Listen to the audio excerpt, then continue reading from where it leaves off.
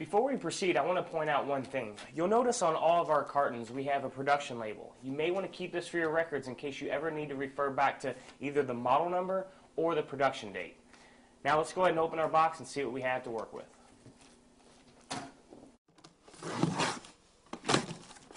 Now that I have everything out of the carton, I'd like to go over all of the items that you're going to receive.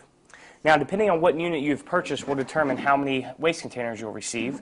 But today we're going to be working with our 35-quart waste container. You're going to receive step-by-step installation instructions, your hardware necessary for the installation, and of course your wood frame with your patented Rev-A-Motion slide system. These are the tools you'll need to make your installation easier. First of all, you're going to need a tape measure and pencil. You'll need a Phillips head screwdriver.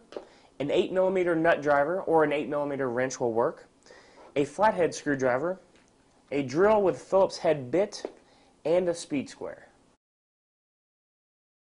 In preparation before our installation, we're going to need to first remove our gas piston from our waste container frame.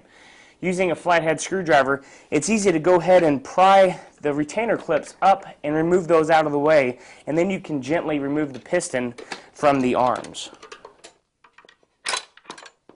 Then we will gently remove the slides from the waste container frame. We're now ready to install our rear mounting bracket, but before we do so, we need to draw a line at 12 7/8 from the floor of the cabinet. Using your speed square, this will help you draw a line so you can mount your bracket square. Now that we have our line drawn, we're ready to install our rear mounting bracket. One important note is that you'll notice that in our brackets we have a middle slot here. You want to make sure that you're screwing into the middle of the slot just in case you need to adjust your bracket either left or right. We're now ready to begin attaching our slide mounting bracket to our slide. One thing I do want to point out is you'll notice it has a bit of a T-shape to it. You always want to make sure that the top of the T-shape is facing the front of the slide. Also, in our mounting bracket we have quite a few holes and slots.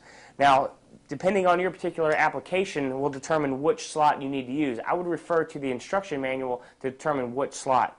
Now also, if your application doesn't work with one of the predetermined hole locations, it actually has some slots that will give you infinite amount of mounting locations.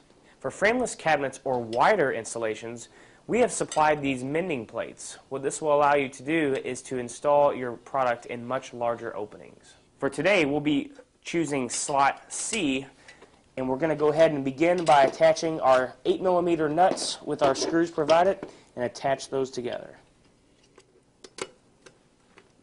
We're now ready to begin by attaching our slides to our face frame of our cabinet, but before we do so, we need to actually measure from the floor of our cabinet up 10 11/16 for the proper hole location.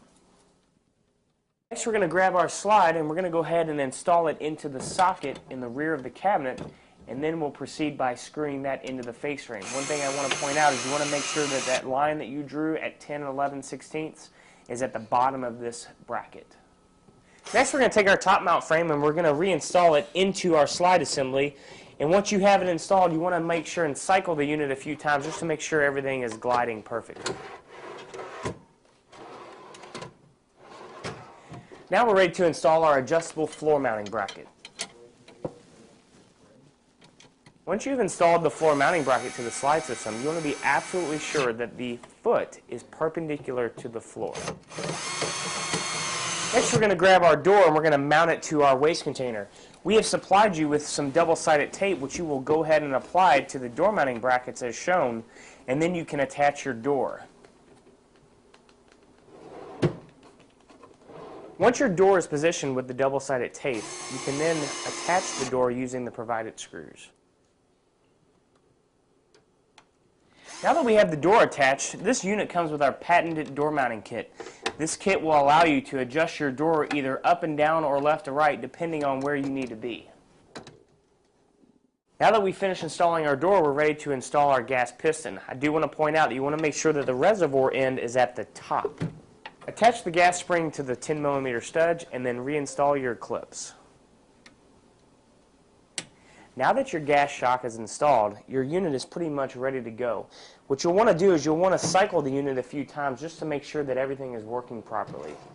To finish our installation, we're going to go ahead and install our rear storage bin, and then we're going to grab our 35-quart waste container and simply drop it in.